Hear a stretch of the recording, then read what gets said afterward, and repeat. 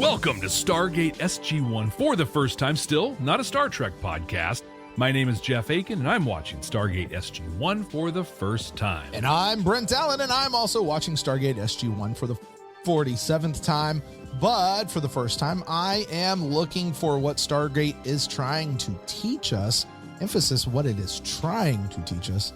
I'll also look for the things that maybe it's not trying to teach us and see what it holds out there. Does it tell us how we can be better to each other? Does it give us hope that we're going to be better in the future, or does it just hold up a mirror to society and slap us around a little bit? This week, Brent, we're watching a two-parter.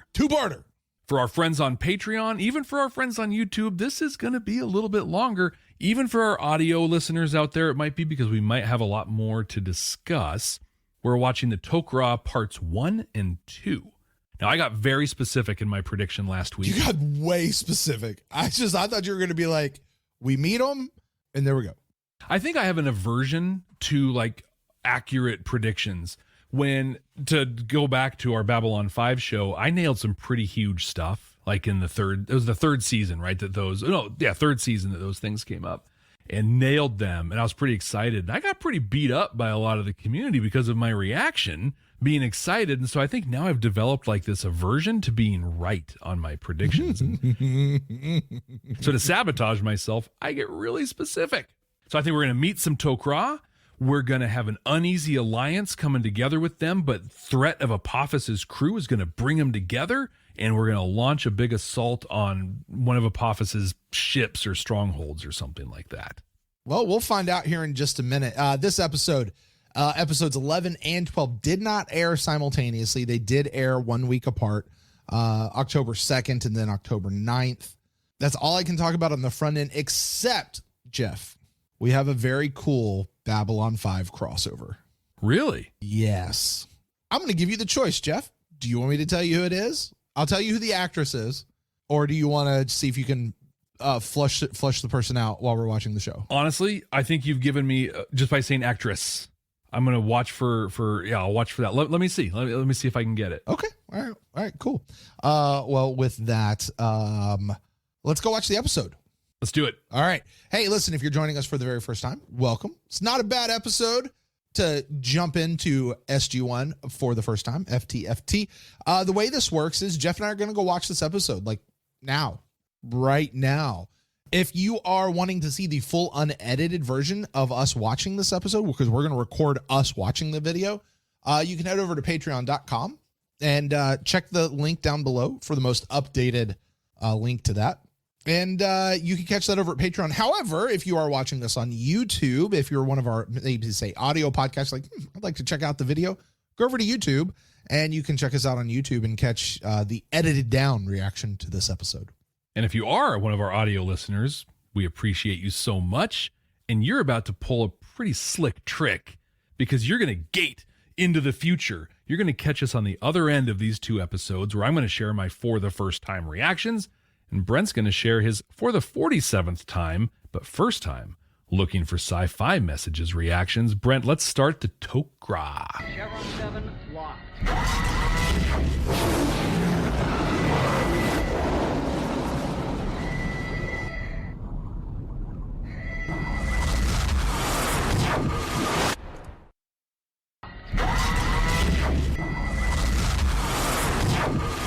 All right, Jeff, quick.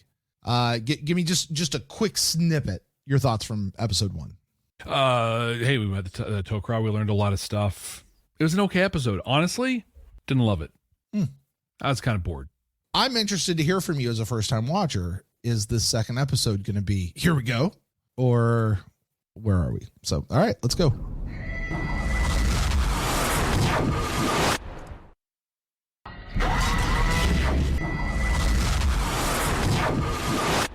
All right, Jeff, we have just completed Tok'ra Parts 1 and 2 5 seconds ago. I'd like to say welcome back to our audio listeners who have skipped forward into the future. You have rejoined us. We have caught up to you, actually, is how it goes. Jeff, talk to us about the Tok'ra. I didn't like this very much. This was like 90 minutes, right, of episode. And like my biggest takeaway is like, what? Nothing. Okay. My biggest take. Sorry, I'm screwing you up. I'm sorry. We're professionals, man. We can do this. This was like 90 minutes. And there's some stuff, and there's some cool stuff in this for sure, and I'll bring it up. But like my takeaway out of this whole thing, 90 minutes of this is, so those little wormy things aren't Goa'uld. They're symbiotes. And then there's different kind of factions or something, like the Tok'ra, the Goa'uld. And I think that's a super important thing. I have this whole time up until now thought of the little wormy things, just like Jack and everybody else. Those are Goa'uld. That's what it is. Nope. Yep. Those are Goa'uld, just like I am a human, but I'm an American, right? And so it would be like if the Americans went and did awful things in other places, hypothetically speaking, and then people were just like, oh, well, all people that look like that are Americans and they're whatever. Nope, those are those ones. So I think that was big. Yeah. I like that we know that Tok'ra means against Ra. That's kind of cool. But why Ra? Why did they use the name Ra? Did you pick up on that? I didn't. Because Ra was the supreme system lord. Oh. So you have the system lords, and Ra was like over all the system lords. He was like king system lord. So there's even a hierarchy there. Yeah, but they took him out, and now you have just the system lords. And I'm go ahead and put 2 and 2 together now, Jeff. What's happening amongst the system lords? We got to get that top spot. Yeah. We also learned that the symbiotes do not have genders. That was interesting, and we postulated a little bit, how do they have a queen or whatever? And my guess is they're like bees, and somebody becomes that. But it was interesting because this whole time also, I thought they were Goa'uld, and I pictured them as gendered. You pointed out the interesting point that like we're gonna assume, right, that like they're matching up to whatever, and I thought that was interesting. Well, and even at the end, if I could just point that out, when Jacob is having the conversation with Sarush, Selmak's old host, Sarush continually refers to Selmak as she, and so now Selmak is inside Jacob. So is Selmak still a she? Is Jacob going to refer to Selmak as a she from now on? I'm trying to remember in deep, because I mean, I honestly, the Tok'ra, the symbiotes as a whole, but the way the Tok'ra handle them specifically, really a really close echo of the Trill in Deep Space Nine.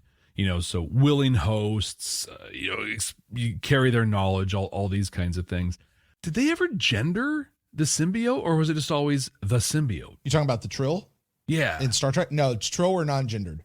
They were non-binary and could go with any. Yeah. Well, I mean, in terms of did they gender them, and like, did they call Dax he? Well, I mean, yeah, I'm not going to sit back and say they never used a pronoun he for Dax as a symbiote or she, but they very rarely refer to the symbiote by itself. It's usually the host. Like it's you talk about Curzon, it's he. You talk about jal'Zha, it's she, sort of a thing. I just bring that up in terms of I don't like when people judge or weigh creative art from the past through the lens of today. Sure. So I'm not doing that here. What I'm asking is, were this made today? Would they be using pronouns at all? If they were talking about the symbiote, would they be specific in making sure they used they, them, or something else? It's just, I have no answer or whatever. It's just a thing I'm curious about. Just, that's not a thing we thought about, in the late 90s. It's a great question. I think just because it's in the public conscious, some of it would honestly have to depend upon the showrunners and the writers if that's what they were, if they wanted to take advantage of that. But I do feel like a lot of production crews out there would take the opportunity to use a they, them pronoun or some sort of a non-gendered specific, which honestly Star Trek Discovery did. Yep. With Blue Del Rio, I think was the actor's name. I would be shocked if they wouldn't take the opportunity to do this. The problem is, where I go on the other side, is do you then have the assumption on the part of the viewer that, oh, this is the producers forcing this into the show, versus this is a actual creative aspect that came up, and here's this opportunity to now actually address this issue through the art of the show without without forcing the issue into the show in order to address the issue. I think that is a question that each individual, anyone who had a problem with that, who thought this was a forced in thing, that's a thing they have to deal with themselves. Because I think, you know, I mean, I'm not saying that in a disparaging, like, hey, get over it, whatever. But the fact is that, like, if they are non-gendered as a species, right? Like, I'm going to take any social construct that we have here, I'm going to remove it. We have a species that does not have a gender, so you just don't use a gendered pronoun. Like, there's no... So if someone were to see that and say they were forcing this into the show or whatever, as people did with Star Trek Discovery, in this case, it's like, no. There's no gender here, man. But see, if I can push back on that just a little bit, because even in the English vernacular, I cannot speak to other languages, but even in the English vernacular, there is still not a widely recognized or accepted singular gender neutral pronoun. There are a handful. No. I know that some exist because they've recently been created, but there aren't those that are widely recognized and used, is what I'm saying. They're not part of the overall public consciousness and part of our vernacular. And that's something we as a people need to get used to, need to start using. The thing I loved in this episode was General Hammond.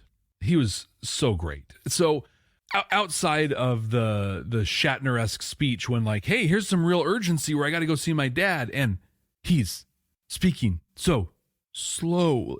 Outside of that, he goes and visits Jacob in the hospital, so he's in bad shape. And in that thing, he did 3 just incredible things. He was an awesome friend to Jacob. I'm here for you, man. Like, I'm going to hang out. I'm going to talk about this stuff. He stood up for Sam and pushed back to his buddy Jacob in a way that, like, supported and advocated for Sam. And the third thing he did was, despite all the temptation and anything that might have made sense, he refused to give up state secrets to his buddy Jacob. That whole scene in and of itself, that is what integrity looks like. That is what leadership looks like when you're talking specifically about the way he represented Sam in that. It was, and then when he went far enough, I mean, and this was one part of the episode I was able to call, was he recalled Sam against Jacob's wishes because he knew that even though Jacob was blah, blah, blahing, he really wanted to see his daughter and knew that it was important to Sam. I loved when he was watching her on the phone talking to Jacob, and he just, he understood what was going on. And immediately he wasn't like, well, go do this thing and whatever. He's like, no, look, I will find someone else. You go do this. Let me find a way to give you the thing that we both know you need here. Yeah. He was awesome. Sarah freaking Douglas, man. There you go. Just, she's such a powerhouse. Yeah. Her role in this, she was great, but I almost feel like it's a waste of her talent because it wasn't huge. So I'm hoping that we see her again.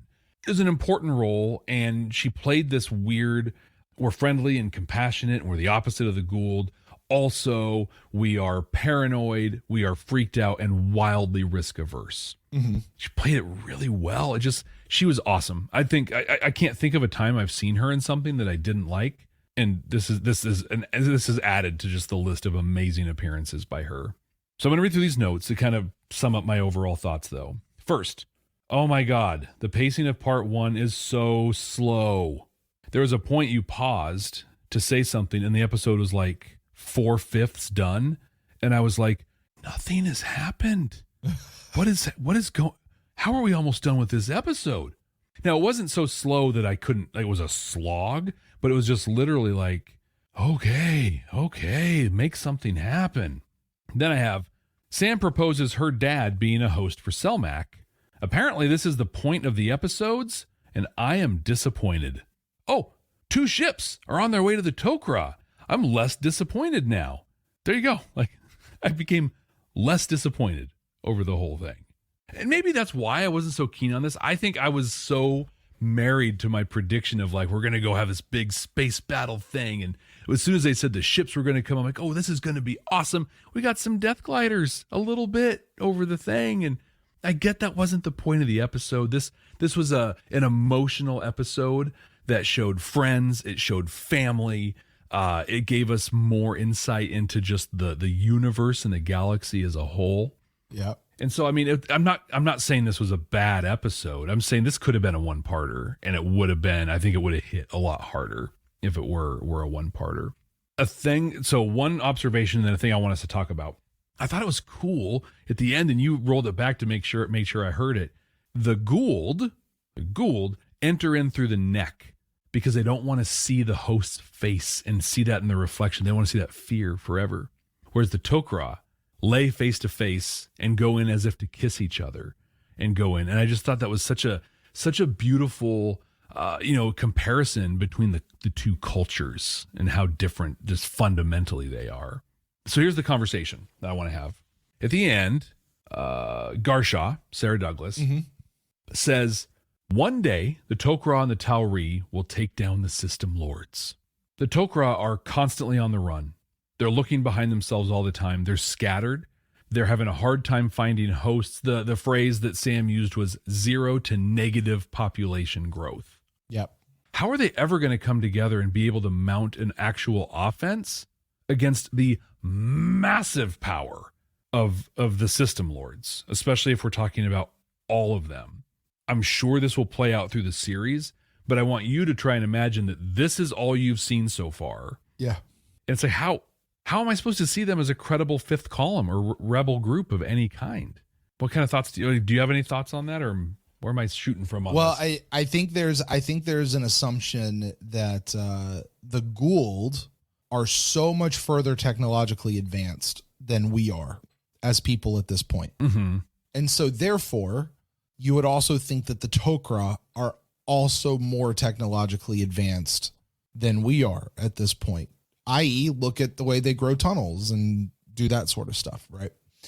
Also, at the same time, you realize real quick, there's some value in being a human and not being locked into the Tok'ra way or the Gould way of doing life, i.e. Jack's the one who saw the long-range visual communications device and wasn't deceived by whatever. Yeah. So I think there's that. I'm struggling not to say what I know from the future, from where they are, but I guess just given where we are here, let me ask you this. Let me put it back on you before I say anything. What is your impression of how the Tok'ra operate? What is their main method of subverting the Gould system lords? At this point, I honestly have no idea what they do, like how they're effective, what they're doing. Gosh, Jeff, they told you like 3 times in this course of these 2 episodes, maybe even more. They clearly spelled it out, which I'm telling you, they really did clearly spell it out. But gosh, Jeff, how could you not pick up on that? Didn't at all. What do they do? What is it that they do? They're subversive and they infiltrate the Gould. They basically try to take them out from the inside out. Stay with us. We'll be right back. Before we gate into the rest of this episode, did you know you're missing most of the content from this podcast? Stargate SG-1 for the first time has an active and exciting Patreon that you can join right now by clicking the link in the show notes. Not only will you get access to the full, unedited podcast and reaction videos, you'll also be able to join a growing, vibrant, maybe even an intergalactic community. Subscribers even get access to all of our content from Babylon 5 for the first time. Don't miss out on this content and the amazing people. Just click the link in the show notes. Tilk thinks you should do it right now. Indeed. It's like the operatives on the motherships that the crew took out. I guess I didn't see that as like being the thing because it's like, okay. They're not the, hey, let's mount a charge and go rushing in and doing stuff. No. They are very subversive, very secretive. Do you really ever know if you're talking to a Tok'ra or a Gould? Like, we're not really sure. I see that being valuable. I mean, with all the rebellions that I've ever orchestrated in my life, I can really compare this, but right. I can see that being valuable as a function or an arm of, and I keep using the term fifth column, but I think it's if they're being operatives, kind of what it is, but as a rebellion, yeah, that's a really important thing to have. But from where I'm sitting at this point, they're doing whatever it is they're doing. Braytak's over here, in the work that Braytak has done, he has Tilk as part of of the SGC. That is wildly more effective and has had much more impact that I'm aware of at this point. Just Tilk being on the other side. How many Gould have you seen die, or that you know of have died since SG1 has become a thing? Yeah, quite a few. Let's count Raw from the movie. You thought you saw Apophis in Sclorel. Oh, you know what? I haven't seen many Gould, but I've seen many Jaffa die. Okay. And then the ones that Daniel, busted the container of, and they all leaked onto the ground. Yeah. But also, at this point, all I know is that they've been operatives. Here's the other thing I think you can catch from this. Earth still really doesn't know much about the Gould. They have Teal'c as an idea, but Teal'c's he's a slave. How much does Teal'c really truly know about the Gould? He knows a bit, but not a lot at the same time. The Tok'ra could really provide a lot of that information. One of the things I did hear when they were talking about Selmac and the knowledge and stuff, getting Jacob ready for the onslaught, of stuff, was there are memories of Gould atrocities and things like that. I almost got the impression that a lot of these Tok'ra used to actively be Gould and probably did some stuff and were part of the whole thing. Or they had to do some stuff as part of their cover. Yeah, as the operatives in there. So that they've got like real hands-on experience doing this stuff. So I think at this point, I just think between now understanding like that they got people infiltrating stuff and doing whatever, but then watching this operation they did and the fact that they're constantly running, they to me, they feel like more like refugees that are trying to stick it to the man a little bit. They feel more of that than they do like a resistance or a rebellion. I am curious though, what sci-fi messages you found in this one. Well, I got to tell you, these are a set of episodes. I still think you're right in that this is a tentpole set of episodes, Jeff. Because really this whole storyline started with episode 2, In the Line of Duty. In the Line of Duty. And then we went forward several episodes going, hey, wait, Sam actually has memories. Sam can control this hand device. Sam has some stuff. And oh, wait, now we're going to meet her father.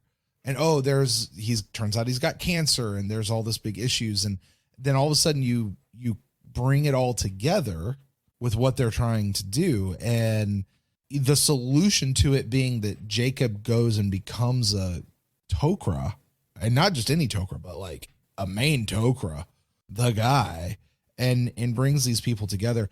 Jeff, this is a show that is ultimately about how do you get two people who know almost nothing about each other, who don't trust each other, who don't see value in each other, to come together and work together. And it's more than just give them a host. We referenced it just a little bit while we were recording the episode, but I want to make sure I bring it up here because I want to dive into it. And I want this to be a little bit more of a discussion, Jeff. So if you have some stuff to add to this, please feel free to jump in. Okay. And I also want to make sure our audio folk get to hear this piece as well. There's this moment in the episode where Garshaw just kind of like they've rejected the alliance. They've said, no, we're not going to do this. And, Jack and them are kind of like, well, why not? Why not? And she gets just pissed. And she's like, the very thought of us sickens you.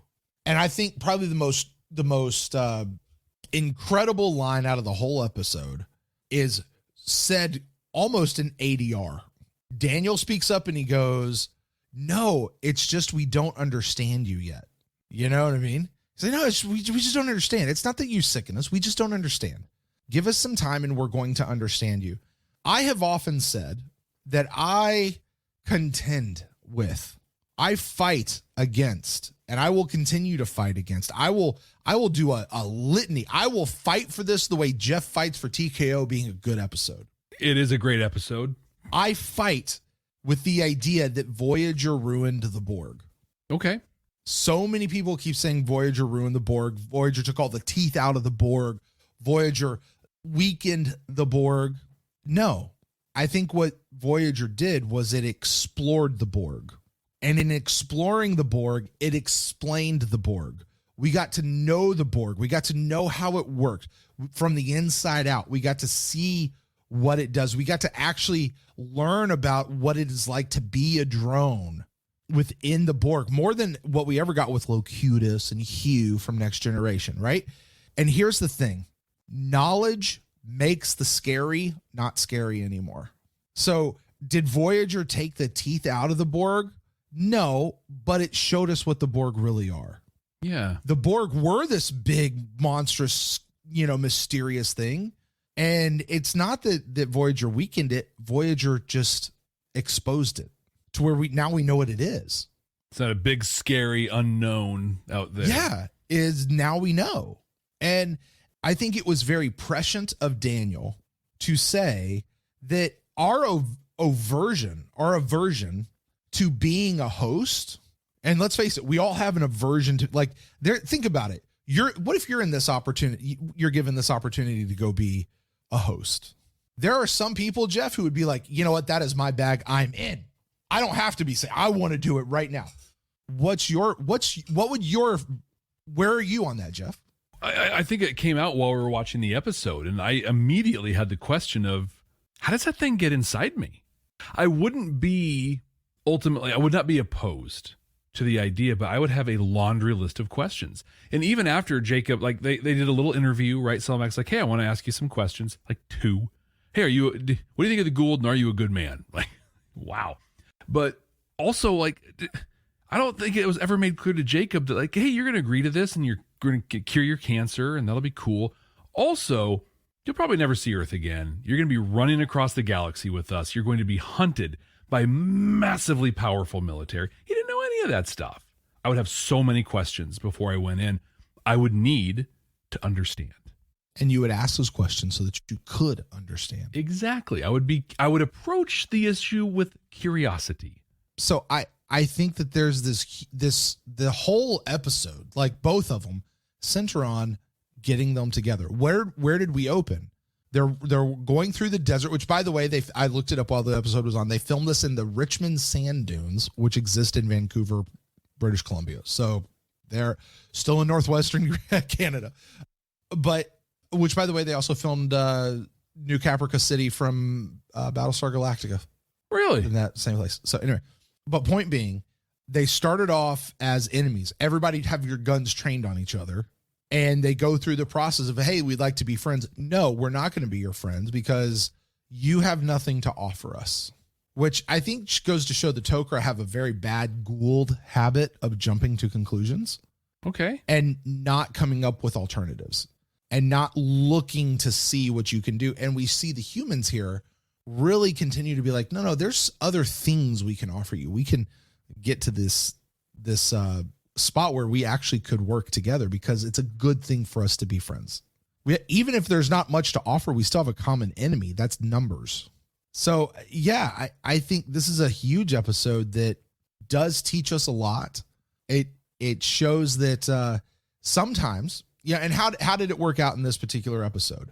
You've got to show trust in the other person first sometimes. In this case, let's talk about Jacob. Jacob goes in. He's like, okay, I got a few questions. I want to know how this works. I want to know what this is. But as you said, he didn't get the course in everything. At some point, Jacob had to walk in and be like, okay, let's just do this. Oh, wait, you want to talk to me now? Jeez, come on.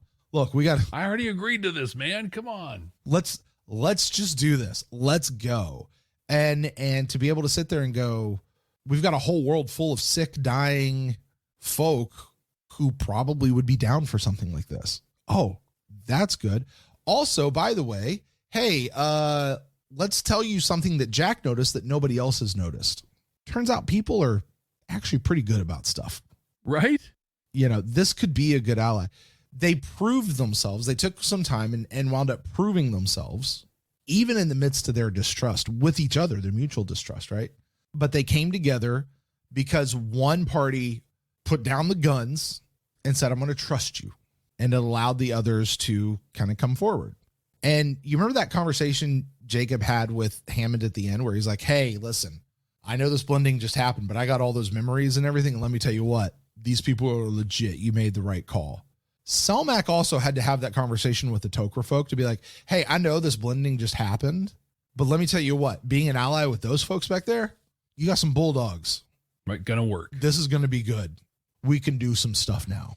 And I know there are limitations, so we're not going to go too far with it. But all that to say, I gotta bring all this home into a rating. Jeff, before I do so, did you want to add anything to that? I want to give you an opportunity there.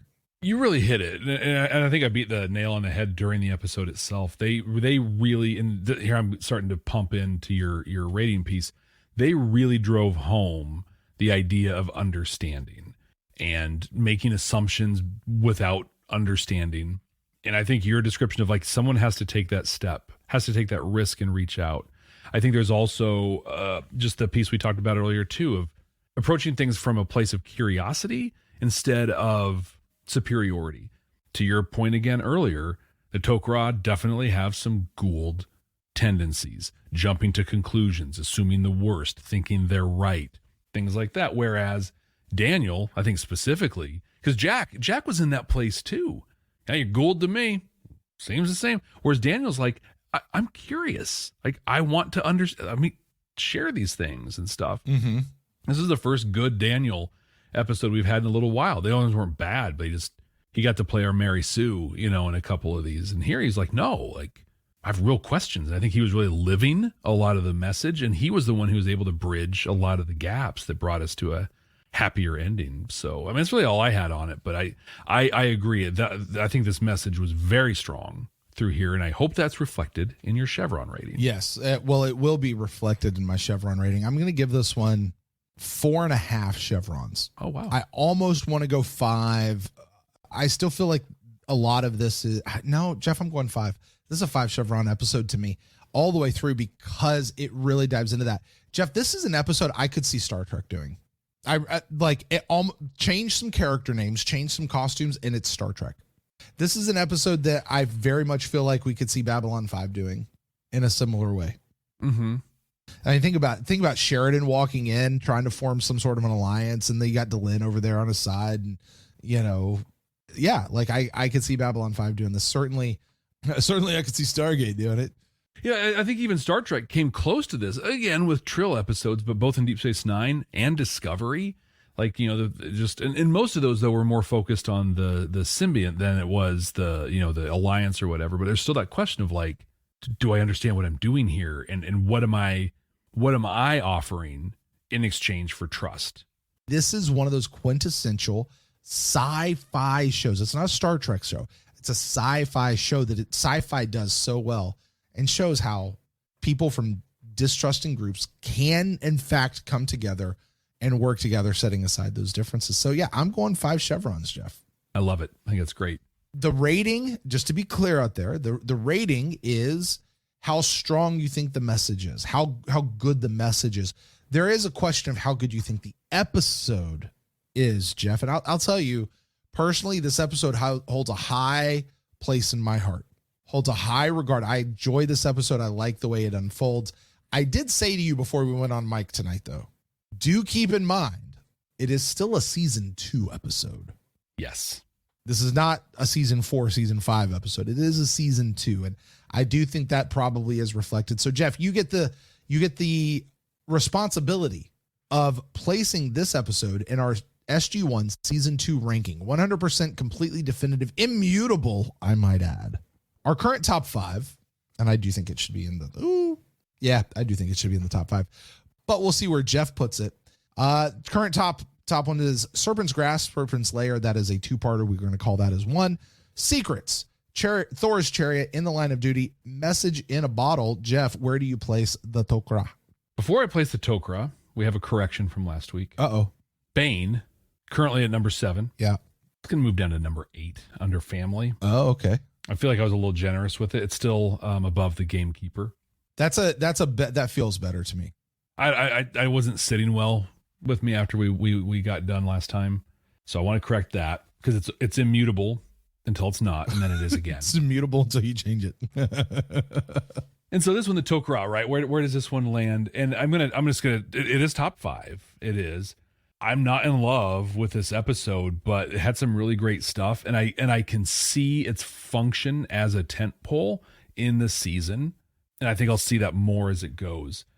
Where I'm looking at right now is, does this go above or below In the Line of Duty? Duty. And these are very connected episodes, right? In the Line of Duty is where Jal'Zha came into Sam the first time. And that was, I really enjoyed the way that it handled that the story. It played out in an exciting way, but also in a frustrating way. Cause it's like, Jal'Zha, just say the things, man. Just say the things. But now that we've seen the Tok'ra in general, they never just say the things, right? So it adds more context. I think in a big way, In the Line of Duty will be superior to most episodes this season just because it says duty. But this episode really filled out what we got in The Line of Duty. So this is going to become our new number 4. Oh. Just above In the Line of Duty and below Thor's Chariot. Yeah, I'm having a really hard time, I think, not looking at this set of episodes really, through the lens of knowing what happened with the Tok'ra as the series goes on, knowing what happens with Jacob and Selmak. Spoiler alert, we see him. So Jacob and Selmak, we see kind of like we see Braytak. Okay. Comes in every couple episodes, just randomly shows up. Sometimes they show up together. Sometimes they don't. And they just become a guy. I love it when this guy's in the show because it's going to be fun.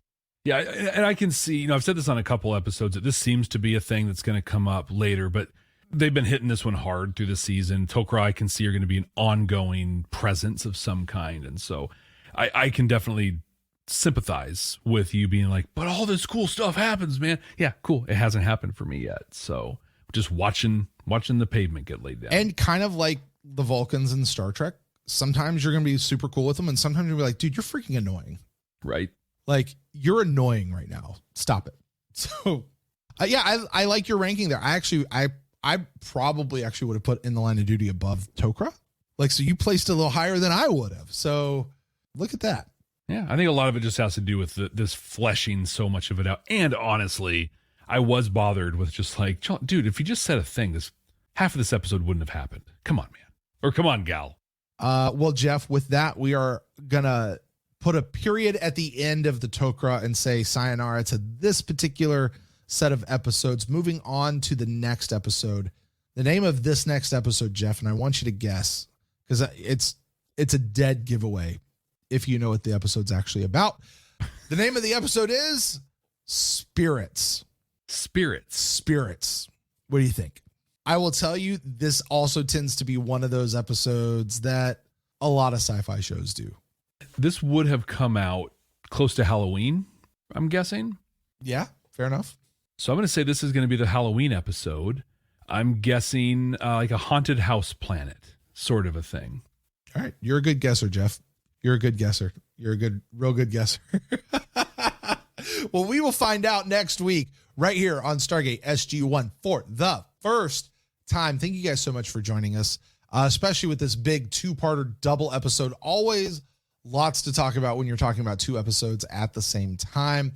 Hey, listen, while you guys are here, please remember, no matter where you get your podcast or YouTube or Patreon or whatever, be sure to like, subscribe, share, all that sort of stuff. If you have the ability to leave us a rating and review, we would greatly appreciate that.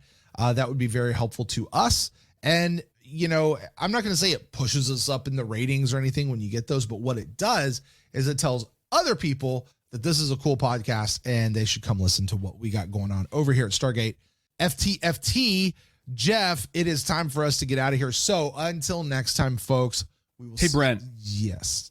Listen, there's a thing that I said earlier, actually during, I think it might have been part 1 of the episodes, I'm not really good with. Yeah. Do you maybe want to try and record this whole thing again, you think? Back from the beginning? Mm-hmm. Yeah, because I don't remember what it was exactly, but I think we need to go back and hit it all. Yeah, absolutely not. Well, that kind of sucks. Oh, for crying out loud.